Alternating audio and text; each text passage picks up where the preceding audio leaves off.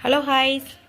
சத்தான பாசிப்பயிறு எப்படி செய்கிறதுன்னு உங்களுக்கு சொல்லட்டுங்களா? இந்த மாதிரி செஞ்சு கொடுங்க. பிள்ளைகளுக்கு ஞாபகம் சக்தி வரும், நல்ல எலும்பு பலன் கிடைக்கும், நல்ல சத்து வரும், ரத்தம் நல்லா இரும்பு சத்துக்கான பெனிஃபிட்ஸ் இதில் நிறையா இருக்குது.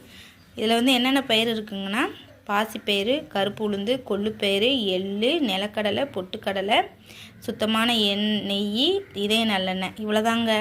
இந்த பயிறு எல்லாத்தையுமே நல்லா வதக்கிடணும்.